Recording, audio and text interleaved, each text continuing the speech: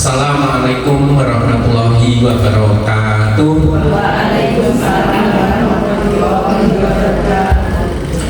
Alhamdulillahilladzi hadana li hadza wa ma kunna linahtadiya laula an hadanallah. Laqad ja'at rusulu rabbina bil haqqi wa nudu an tilkumul jannatu uristumuha bima kuntum ta'malun. Asyhadu an la ilaha illallah wa asyhadu anna Muhammadan abduhu wa rasuluh sallallahu alaihi wasallam wa ala alihi wa ashabihi amma ba'da. Pertama kita panjatkan puji syukur kehadirat Allah Subhanahu wa taala pada pagi hari ini kita semuanya dalam keadaan sehat bisa hadir di sekolah dalam rangka melaksanakan tugas dan kewajiban kita ini. Sehat sedoyo nggih Bapak Ibu nggih? Ya, suasananya redup ya, sejuk ya, sehingga membuat suasana yang kita nyaman. Yang kedua, selawat serta salam kita aturkan pada junjungan kita Rasulullah SAW yang terus kita nantikan syafaatnya besok di hari akhir. Yang ketiga kalinya, terima kasih Bapak Ibu semuanya bisa hadir di sekolah lebih awal untuk melaksanakan yang sesuai dengan apa kesepakatan kita.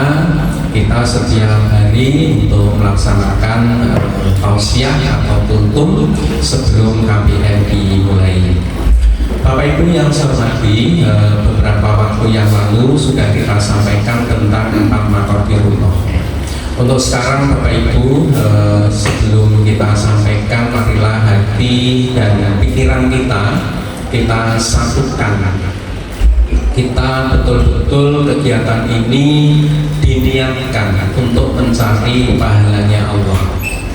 Wa yarjuna rahmatahu wa yakhafuna adzabah. Semata-mata kegiatan kita ini, ibadah kita ini, amal soleh kita ini semata-mata adalah mengharapkan ridhonya Allah, mengharapkan pahalanya Allah, dan supaya kita terhindar dari siksanya Allah, nerakanya Allah. Itu niatan kita, yang lain tidak. Karena inna a'malu biniat, sesungguhnya amal itu tergantung niatnya. Sehingga jangan sampai hanya karena rikuh dengan temannya, mungkin rikuh dengan kepala sekolahnya, tidak itu semuanya. Tapi semata-mata adalah niatan kita untuk mencari pahala. Karena apa Bapak Ibu? Niat ini penting sekali ya. Niat tidak mesti harus diucapkan. Niat itu fi qalbi. Niat itu di dalam hati kita. Karena dalam sebuah riwayat Bapak Ibu mungkin pernah kita sampaikan, besok di hari akhir itu ada 3 orang, 3 rajul ya, 3 orang yang di dunianya itu sudah beramal dan amalnya itu cukup luar biasa. 3 orang itu siapa? Yang pertama adalah seorang ulama, mungkin seorang kiai begitu, mubalek ya, yang pintar menyampaikan agama, yang pandai membaca Al-Quran. Yang kedua adalah orang yang dermawan, orang yang suka sedekah, mungkin ikut membantu masjid, mungkin membantu anak yatim. Yang ketiga adalah orang yang jihad fisabilillah, berperang. Ini kan 3 amalan ini luar biasa semua. Orang yang maju perang ya, itu kalau sampai meninggal matinya mati syahid. Mati syahid itu tanpa hisaban, langsung masuk surga. Orang yang sedekah juga luar biasa. Nah, 3 orang ini dipanggil oleh Allah, rajul, kamu dulu mengamalkan apa? Kok ini pahalanya banyak sekali. Yang pertama tadi, oh saya membaca Al-Quran ya Allah, saya menyampaikan ayat-ayat Al-Quran, saya mengajarkan Al-Quran, semua saya niati karena Engkau ya Allah. Apa firman Allah? Kadzabta, bohong kamu, bohong. Kamu dulu itu menyampaikan tausiah, kamu membaca Al-Quran, dalam hatimu itu niatnya kamu itu ben dilem wong sing pintar. Jadi dalam hatinya itu terbersit bahwa niatannya itu ben dilem wong pintar. Dulu kamu waktu di dunia itu sudah kamu dapatkan, orang itu mengeluh-elukan kamu, menilai kamu orang pandai, ulama yang pandai seterusnya. Tapi itu sudah kamu dapatkan, karena inna a'malu niat-niatnya karena itu sudah kamu dapatkan, maka pahala ini tidak aku berikan.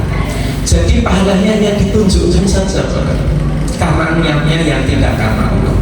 Orang yang kedua juga demikian.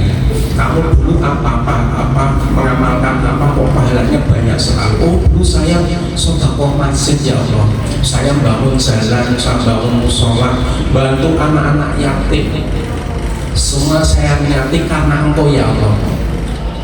Allah juga berfirman, kata-kata bohong kamu. Kamu itu dulu niatan hatimu itu ben dilem wong sing blogo, biar dilem orang dermawan. Dalam hatimu itu niatanmu kamu biar dikatakan orang dermawan. Itu sudah kamu dapatkan waktu di dunia. Orang itu sudah menilai kamu orang yang dermawan, orang yang blogo dan seterusnya. Pahalanya tidak diberikan. Orang yang ketiga, orang yang maksud perang, ini pahalanya ya, seperti ini. Yang dulu saya perang ya Allah, semua saya niati kamu juga borong. Ya. Kamu itu maksud perang itu niatan hatimu itu dilem wong sing tandel. Ya. Wong sing tandel itu sudah kamu dapatkan, orang-orang menilai kamu orang tandel. Akhirnya apa? Pahalanya tidak diberikan, bahkan ketika orang itu Allah manggilnya malaikat, 3 orang ini masukkan ke dalam neraka. Sungguh Bapak Ibu, kerugian yang sangat-sangat besar. Maka memang Allah itu mukhlisina lahuddin, artinya betul-betul ingin murnikan agama ini. Niatan kita betul-betul hanya semata-mata mencari pahalanya Allah. Itu niatan kita Bapak Ibu. Maka marilah hati kita, pikiran kita betul-betul kita tata. Semuanya ini kita lakukan memang semata-mata karena Allah. Bapak Ibu yang saya hormati, sebenarnya apa toh Allah itu menciptakan kita sebagai manusia ini ya. Di dalam Al-Quran disampaikan, Allah berfirman, wa ma khalaqtul jinna wal insa illa liya'budun. Tidaklah aku ciptakan jin dan manusia kecuali beribadah kepadamu.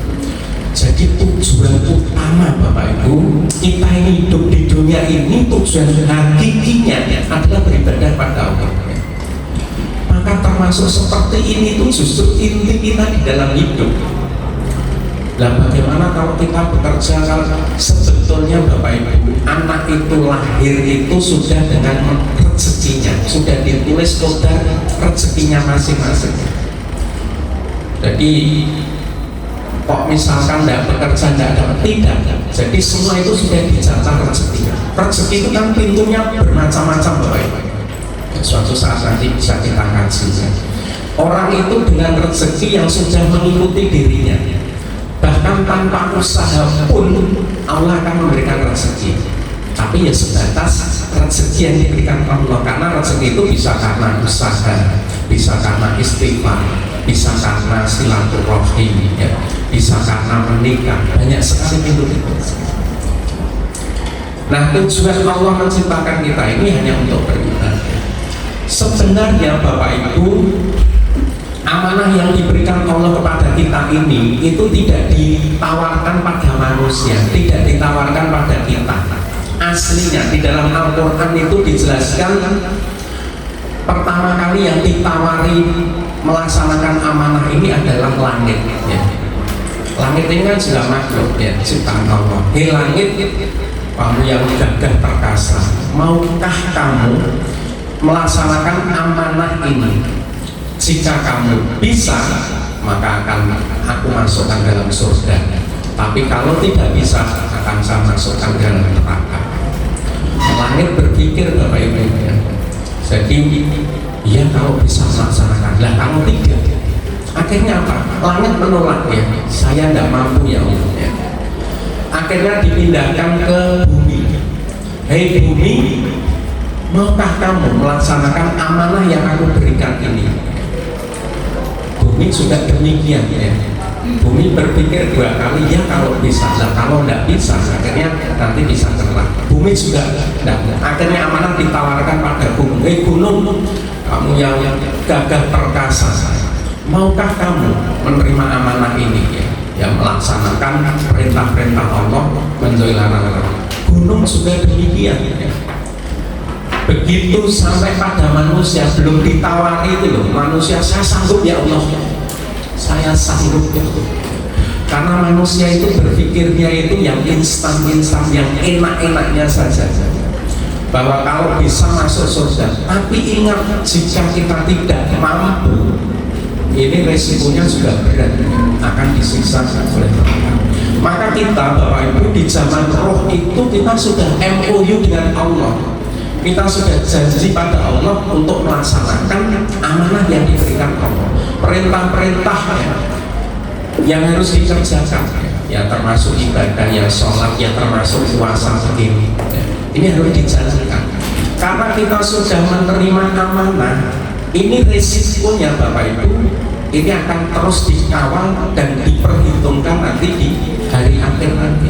Kalau makhluk-makhluk yang lain ya termasuk tumbuhan, hewan, langit, bumi ya, begitu nanti di hari pembalasan ya, begitu sudah dibalas ya sudah hancur jadi debu, tidak ada risiko. Tapi manusia akan terus ditanyakan ya apa hidup di dunia yang dilaksanakan. Nah inilah, marilah kita Bapak Ibu segala langkah gerak-gerik kita, karena kita itu tugasnya adalah beribadah, bagaimana caranya setiap langkah kita, gerak kita itu dinilai ibadah oleh Allah. Maka ya setiap saat kita niati karena Allah. Karena ibadah itu tidak hanya ibadah secara vertikal kepada Allah, ibadah-ibadah mahdoh, namun demikian juga ghairu mahdoh. Ya mungkin yang langsung pada Allah ya termasuk puasa, begini, sholat ya, itu langsung pada Allah. Tapi kalau kita baik sesama manusia, itu juga kita niat ibadah, maka akan ditulis ibadah. Karena inna a'malu ini. Karena tujuan kita itu Bapak Ibu, intinya, hakikinya kita itu nanti adalah surga. Jadi cita-cita tertinggi manusia, istilahnya mentok, sudah tidak ada di atasnya lagi, adalah kita bercita-cita untuk masuk di dalam surga. Nah, oleh Rasulullah SAW sudah diberi bocoran Bapak Ibu, ciri-ciri ahli surga itu seperti apa. Di dalam hadis dijelaskan antara lain ada 7 ciri ahli surga. Tapi karena waktunya habis Bapak Ibu, karena waktunya habis ya kita sambung ya besok ya insya Allah ya kita sampaikan ciri-ciri ahli surga ya. Maka ikuti terus Bapak Ibu ya, setiap pagi ya tausiah pagi ya disiarkan langsung dari Speos. Ini Bapak Ibu itu sedikit dari saya, mudah-mudahan bisa memberikan manfaat untuk kita semuanya. Kurang lebihnya mohon maaf. Saya akhiri. Assalamualaikum warahmatullahi